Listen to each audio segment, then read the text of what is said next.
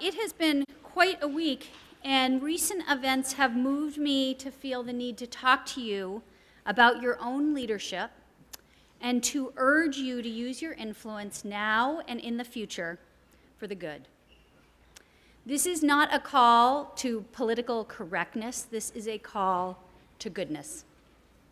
Last week, a white man tried to enter a predominantly black church, and when he couldn't get in, he went into a grocery store where he shot a black grandfather who was there buying school supplies with his grandson, and then shot another lady in the parking lot, also in her 60s.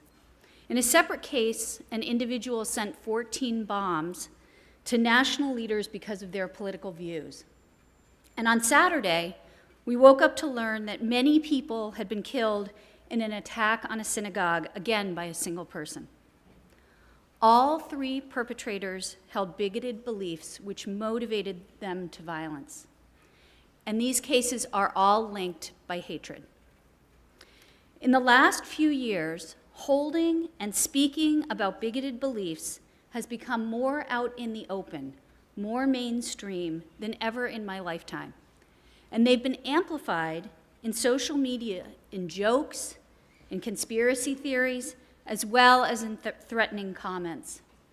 To regard another human being as being less capable, less deserving of opportunity, and less deserving of the respect that we would give the people we love most is bigotry.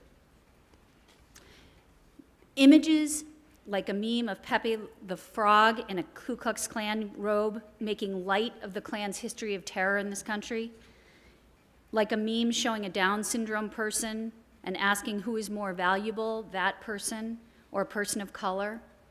These promote bigotry under cover of humor. Online conspiracies accusing Jews of ridiculous plots, all of these contribute to a national change in how open and common bigoted talk is. And with this bigoted talk has been a dramatic rise in hate crimes. In May 2018, the Washington Post reported that FBI statistics showed that hate crimes in the nation's 10 largest cities were up 12%. 12% in 1 year. And they've been increasing for the past 4 years, even though overall crime statistics have been declining since the 1990s. And the FBI knows that these statistics are low for two reasons. One is that not all cities keep stats on hate crimes, and not all cities report them to the FBI. And then secondly, some people are afraid to report that they have been the victims of hate crimes for fear of retaliation. So they know for sure, for example, that hate crimes against Muslims and trans people and immigrants, for example, are higher than what they have in their numbers. Verbal and physical incidents against Jewish people rose 57% in 2017, according to the Anti-Defamation League, the largest single-year increase since these stats have been kept. And this spike is due in part to the significant rise in incidents in schools and colleges, which doubled for the second year in a row, doubled. So why? I mean, I find this unbelievable because in my career, I've only been part of the last 60 years since the genocide that so deeply affected Jews and many other people. But for 60 years, we've been teaching about the danger of propaganda and hate speech and how it can lead to these kinds of outcomes. In recognition of New Hampshire's own problem with hate crimes, our legislature recently passed a resolution against hate crimes, calling them, quote, an attack on the state and the ideas of pluralism and respect, end quote.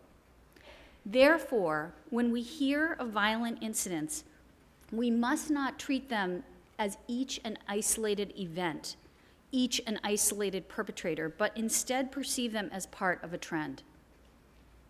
Human nature has the capacity for great giving and great love. And that's evident in many ways, especially in the way that people respond to others in times of great need. For example, the outpouring of service and donations to people in New Orleans after Hurricane Katrina. Human nature also has the capacity for violence, as recent genocides, some which affected families right here in our own Derryfield community attest, like the mass killings in Rwanda and Bosnia. Clearly, some people can be persuaded that others threaten them or are undeserving of basic human rights. The spirit of love and the spirit of suspicion are both contagious.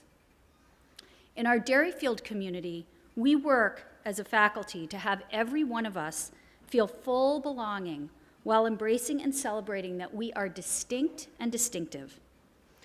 And we are distinct even from members of our very own families, aren't we, in ways that are visible and invisible.